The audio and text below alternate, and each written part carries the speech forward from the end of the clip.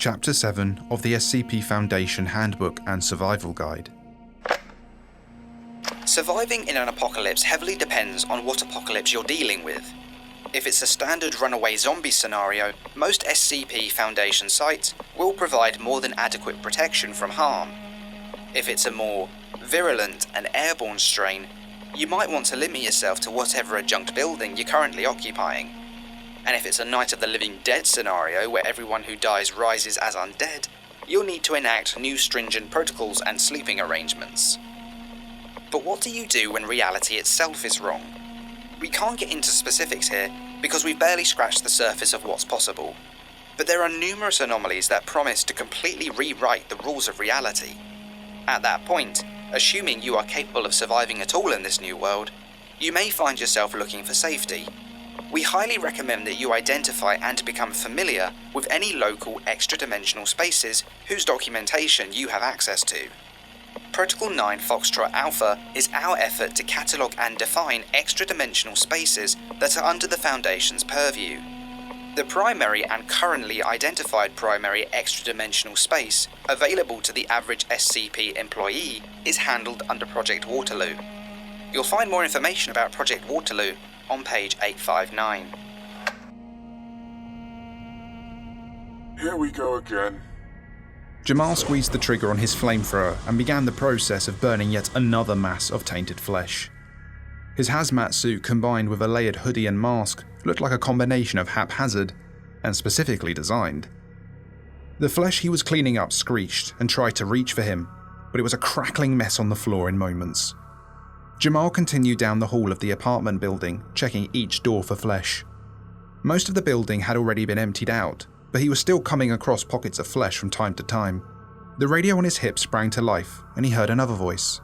Jamal, what floor are you on? Up to floor 8. Got a few more apartments to check and then I'll be done. Alright, when you're done, meet me in the lobby. He gently massaged his throat and coughed loose some stubborn phlegm. Despite his mask, weeks of being around fire and smoke had not been kind to his lungs. Or his voice. He wondered if the fire eaters received compensation for this kind of thing in their line of work. Not that it made any difference these days. As Jamal opened the door to the next apartment, the entire floor beneath him heaved upwards with a crack. A giant pink mass of goo sprang from the new hole in the floor, and he fell backwards onto his ass. He lifted the flamethrower, but a pseudopod reached out and grabbed him by the legs.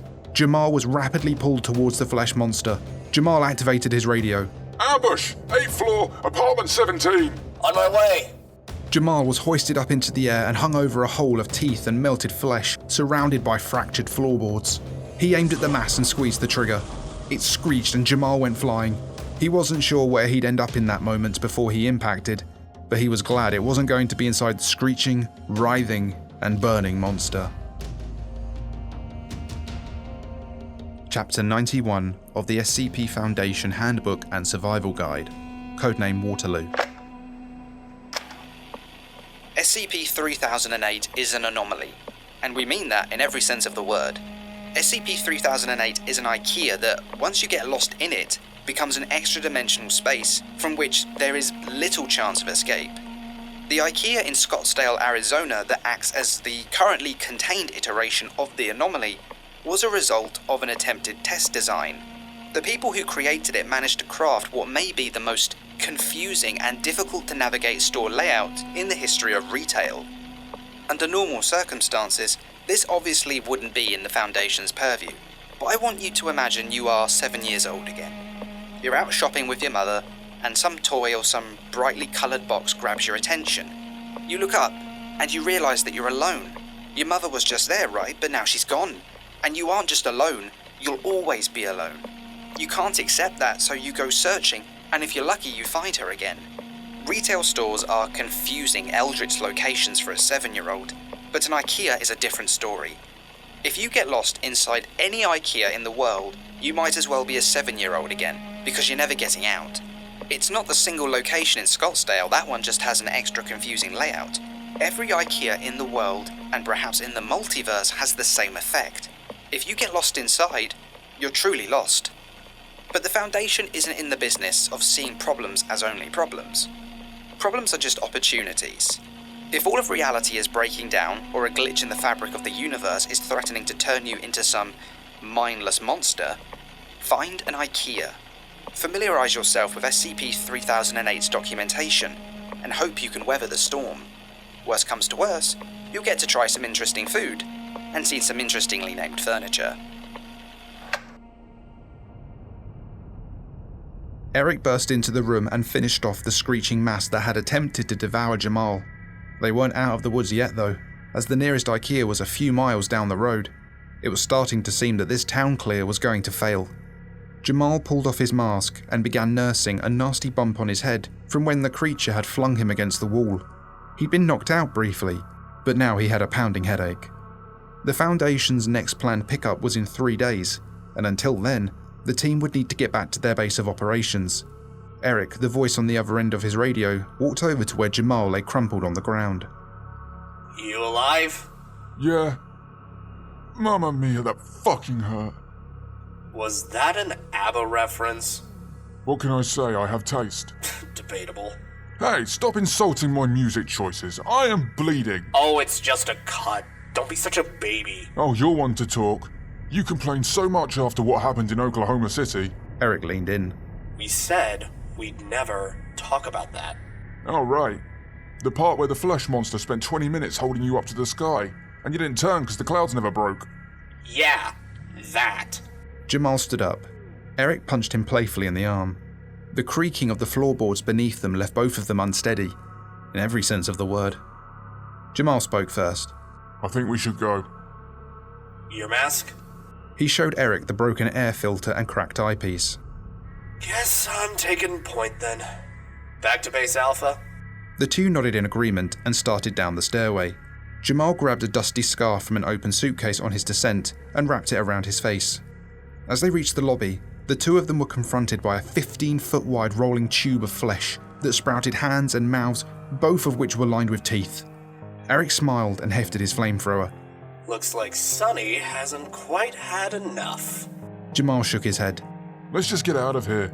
It's just going to keep sending more flesh until we lose. Nah. Let's make it memorable. Try to stay below the smoke. Fire streamed out and into the monster. It rolled quickly in their direction regardless. Eric dodged a pseudopod covered in jagged teeth, and Jamal rolled backwards. The building around them, already beginning to spark from the earlier fight, was now quickly becoming an inferno, which was good, because the monster was screaming in pain, rather than trying to monologue in a creepy voice about how they should just give in. But it was also not great for their own health. The heat and smoke was starting to become a problem, but the monster blocked the main exit even as it burned alive. Eric was the first to retreat, moving back down the hall and towards the apartment building laundry room. Jamal followed suit, the narrow hall blocking the monster's current configuration from being able to follow, though it still reached out sharp tentacles in their direction. Jamal pointed at the door behind them. The fire exit! Eric nodded and ran for the door, pressing into it. He found himself in a dark alley and caught his breath. Jamal followed shortly afterwards. He pulled his scarf further up and his hoodie down to better cover his face, and the two began to run up the alleyway and back towards Base Alpha, with the trapped monster screaming at them from inside the burning building. The two didn't stop running until they reached Base Alpha, and the monster chasing them, trapped though it was, had its own allies in the shadows following them. Chapter 92 of the SCP Foundation Handbook and Survival Guide. In the event of a worldwide disruption in reality, the kind that results in the death of most of our leadership, or turns the world itself into an eldritch location, you may have to judge the level of threat. The inside of an Ikea is always an eldritch location to some degree, and acts as a pocket universe that will protect you from the outside world. But it absolutely comes with its own risks. It's like trying to get two wild animals to fight. Sometimes the bear turns out to be on your side. Sometimes you get eaten. But in the end, if Ikea employees can be provoked by whatever you're fleeing from, you will likely become either not a priority, or even an ally in the eyes of the anomaly. To that end, we have established a listing of Ikeas that can be used as a base of operations in the event of worldwide reality disruption. You can find those in Appendix A, Section B, Subsection BA. Go inside, obey the rules, and don't be hostile or disruptive to the employees. If you can provoke whatever you're fleeing from to attack the employees, great. If not, keep the exit door in sight at all times. If you lose sight of that, you're lost to the anomaly forever. It's not impossible to escape from an IKEA after becoming lost, but it is exceedingly rare.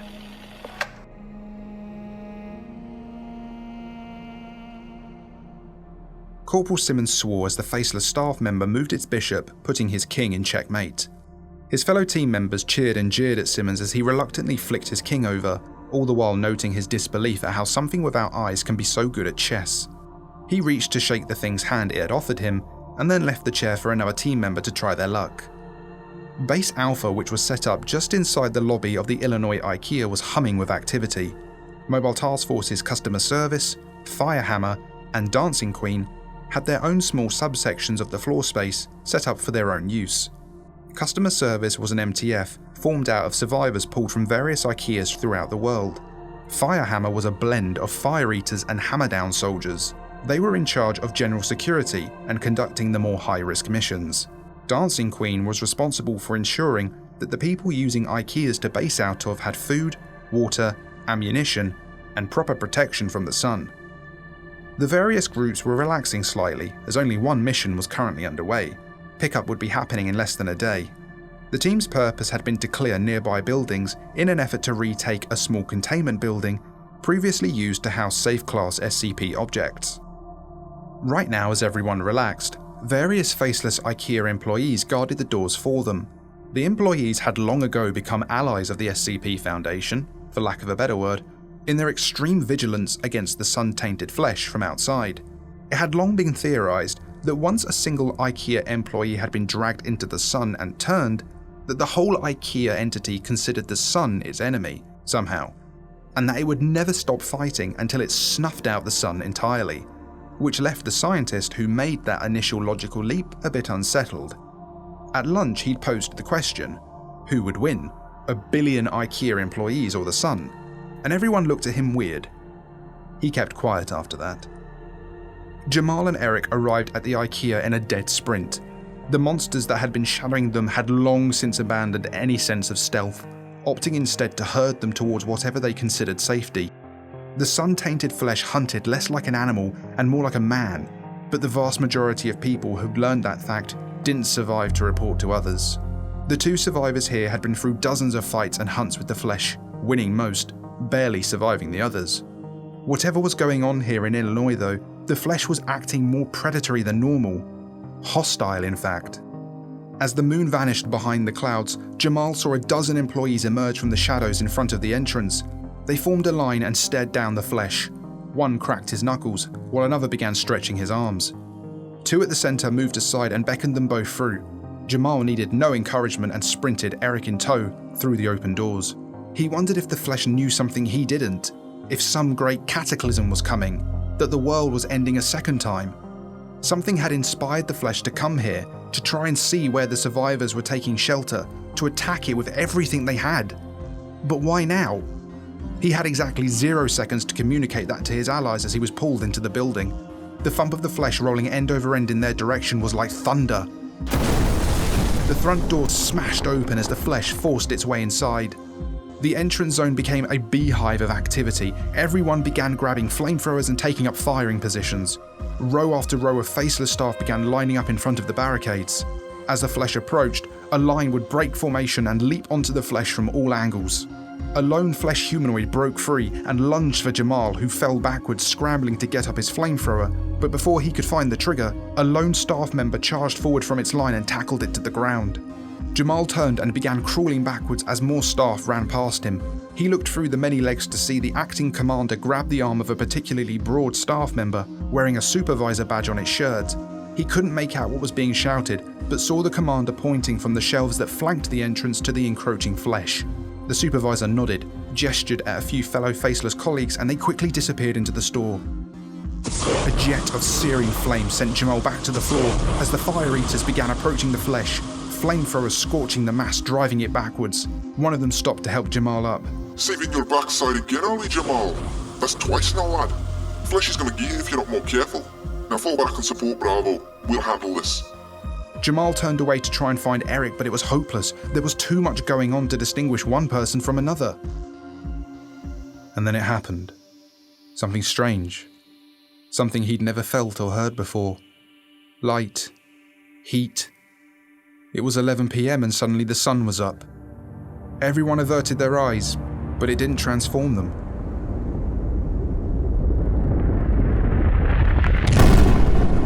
Jamal felt himself be picked up by the blast wave of the exploding nuclear bomb and thrown back into Ikea. Jamal went unconscious as he landed in a nearby box with unassembled tables inside, and he did not wake up. Hours later, a badly scorched, limping supervisor appeared and gestured down at Jamal's body. It was carefully removed from the debris by 2 staff members, carried towards a trolley, and carefully laid down alongside several other former defenders. Turning its head, the supervisor observed several more fully laden trolleys dragged by scorched staff members approaching. They found the rest of the dead and disappeared further into the shelves. This part of the store was closed. Forever. Chapter 8 of the SCP Foundation Handbook and Survival Guide. When all is said and done. One thing that should be absolutely clear about the world is that not everyone gets a happy ending. We become lost, we lose people we love, we die.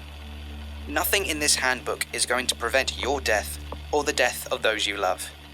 But if we're lucky, you can sometimes put the end off for a while. That's the point of the SCP Foundation. Not everyone gets their happy ending, but we can certainly try. Sometimes a triumph is a temporary victory. Sometimes a step forward is actually a step back. This shouldn't trouble you beyond the short term. It shouldn't depress you. This is a world of wonder and magic.